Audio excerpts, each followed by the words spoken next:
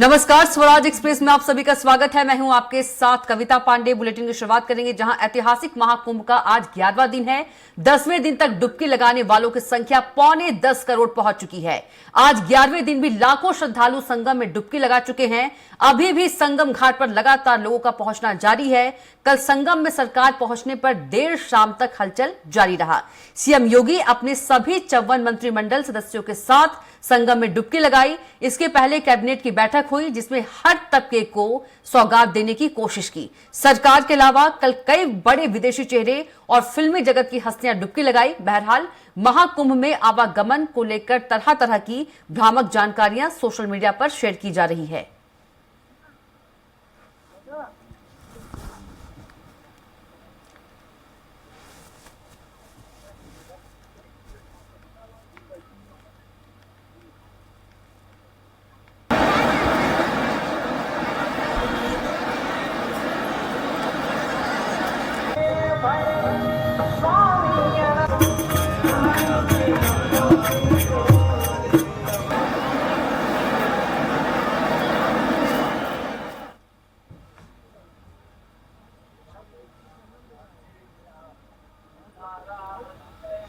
और सीधे महाकुंभ नगर से घनश्याम निशान चौरसिया जुड़ गए हैं, तस्वीरें दिखाएंगे। घनश्याम, आज 11वां दिन है महाकुंभ का, तस्वीरें दिखाइए।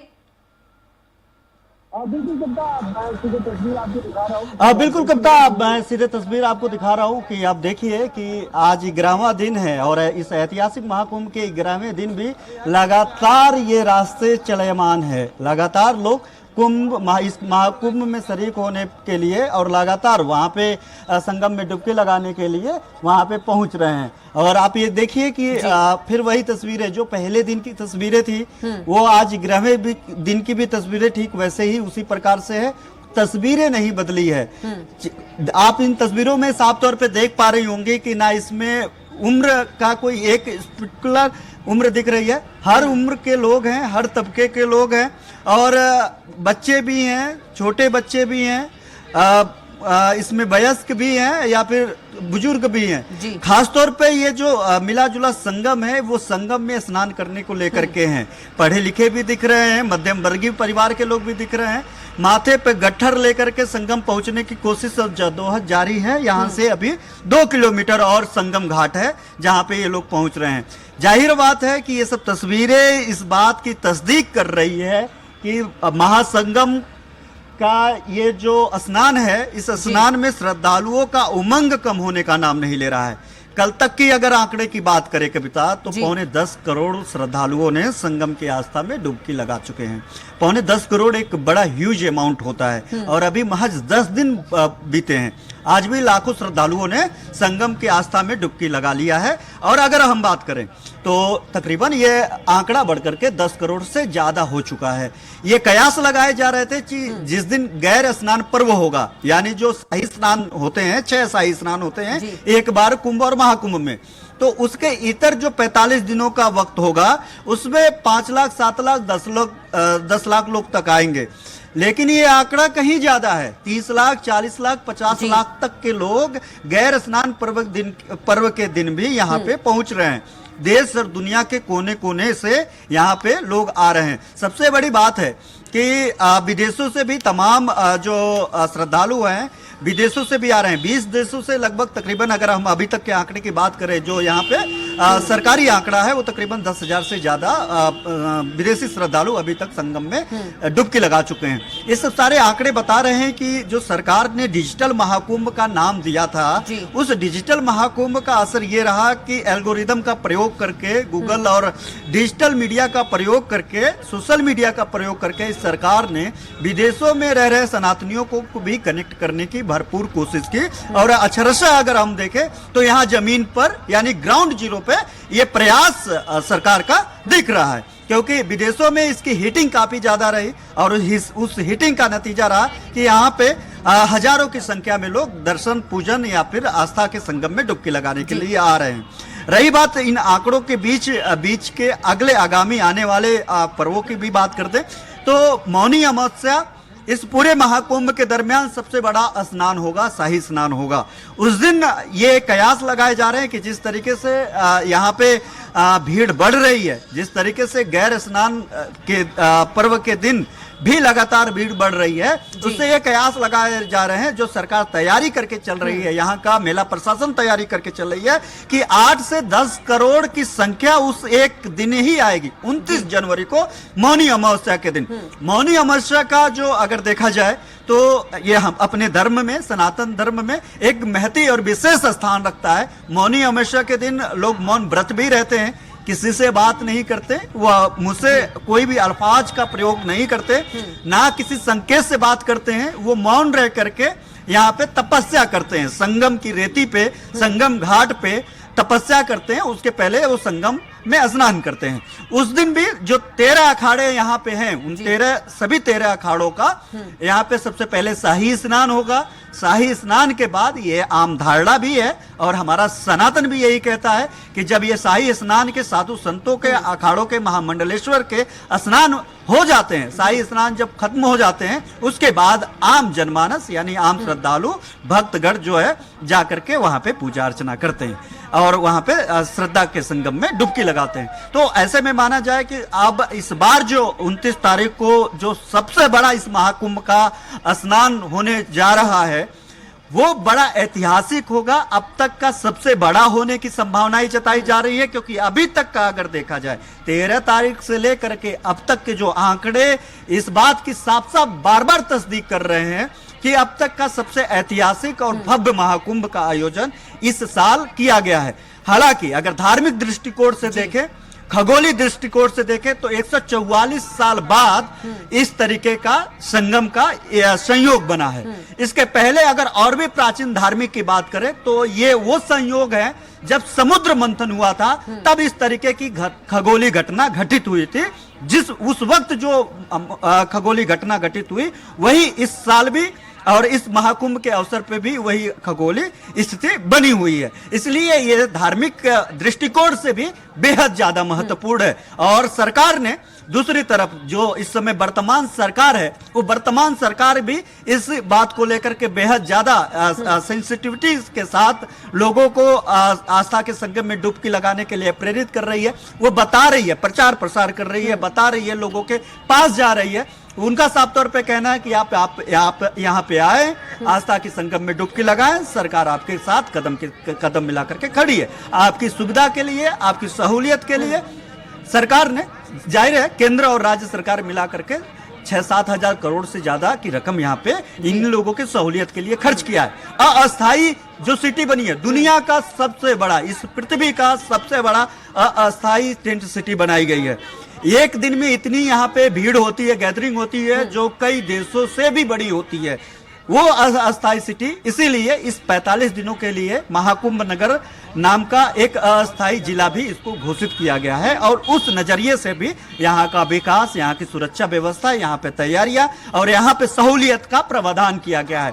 और इसका कारण और नतीजा भी साफ दिख रहा है कविता, कि लोग जो श्रद्धालु आ रहे हैं बड़ा हंसी खुशी आ रहे हैं, खुद से यहाँ की साफ सफाई, यहाँ की व्यवस्था को लेकर के, यहाँ की सारी बातों को लेकर के। तो जाहिर बात है कि यहाँ पे तमाम लोग हैं। आप लोग बात करेंगे, कहाँ से आ रहे हैं आप लोग, इन लोगों से भी बात कर लेते हैं कि कहाँ से आए हैं। बड़ा युवा है, क्या करते हैं पहले बताइए। हम लोग पढ़ते हैं। क्या पढ़ाई कर रहे हैं? 12th में है। सब लोग इंटरमीडिएट में? हाँ, सब लोग 12th में। तो अभी पढ़ाई का टाइम है और इस बीच आपने समय निकाल करके गंगा में डुबकी लगाने के लिए जा रहे हैं। ये प्रेरणा क्या है, कहाँ से मिली, क्या सोच करके आप आए? ये हमें मिली कि 144 साल बाद जो कुंभ मेला लग रहा है, अभी तो फिर घूमने का हम लोग का प्लान हुआ तो आ गए सब। अभी मिलेगा नहीं मिलेगा तो पता नहीं। 144 साल बाद लगेगा, फिर मौका मिलेगा कि नहीं पता नहीं। 144 साल बाद। तो आप कुछ कहेंगे? बहुत ही बढ़िया इंतजाम है। उत्तर प्रदेश सरकार द्वारा बहुत ही अच्छी तरीके से आयोजन किया जा रहा है। 144 साल में प्रथम बार इतना बढ़िया आयोजन हम कुंभ के बारे में देख पा रहे हैं। संगम में डुबकी लगाने जा रहे हैं और बहुत ही अच्छा अनुभव हो रहा है। आध्यात्मिक के लिए बहुत ही बढ़िया है।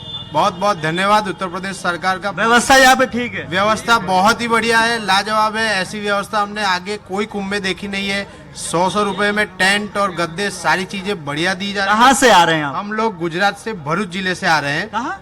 गुजरात, भरूच। गुजरात से? गुजरात से आ रहे हैं। गुजरात से? हाँ, बहुत ही अच्छा अनुभव हो रहा है। आप कहाँ से हैं? अयोध्या से। क्या नाम है आपका? हर्षित तिवारी।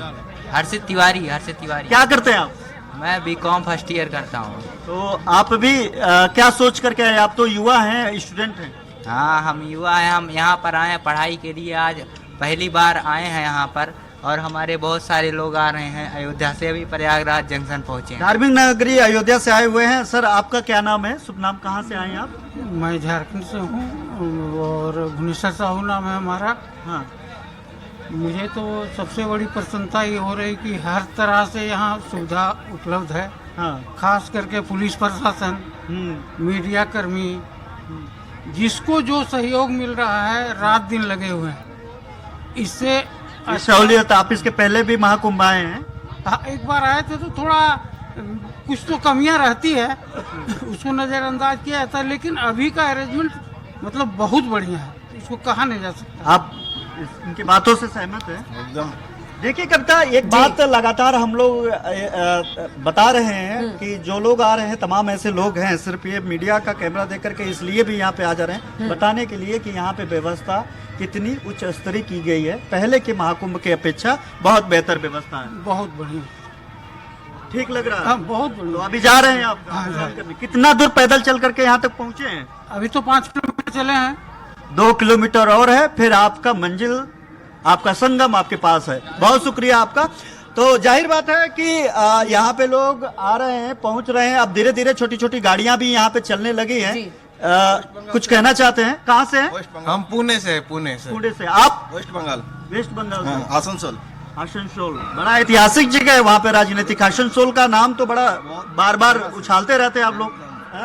तो क्या परिस्थितियाँ वहाँ पे है और यहाँ देख करके क्या लगा आपको? यहाँ तो बहुत अच्छा लगा। फर्स्ट बार आए हैं, नहाने के लिए आए हैं। अभी नहा के फिर कैसा लग रहा है यहाँ की बहुत व्यवस्था? अच्छा लगा। वहाँ पे गंगा सागर है, वहाँ के लोग नाराज रहते हैं कि वहाँ पे बड़ा गंदगी है, ये है वो है। गंदगी तो नहीं है, सब एकदम साफ सुथरा है। वहाँ पर भी साफ सुथरा है। सहूलियत ऐसे ही है वहाँ पे भी? हाँ, वैसे ही है। ऐसे ही। चलिए, बहुत शुक्रिया आप बात करने के लिए। और आप आगे पुलिसकर्मी होंगे, उनसे पूछिए। यहाँ पे ड्यूटी हमारी आपकी तस्वीर दिखाने की है। बिल्कुल घनश्याम, महाकुंभ नगर में पूरी जो दुनिया है। कब तक आपने जी घनश्याम, महाकुंभ नगर की बात करें तो महाकुंभ नगर में पूरी दुनिया जो है, पूरी दुनिया बस गई है, पूरी दुनिया समा गई है, क्योंकि ये धार्मिक दृष्टि से तो महत्वपूर्ण है ही, लेकिन यदि बात करें आध्यात्मिक और सांस्कृतिक समागम है, अद्वितीय उदाहरण है।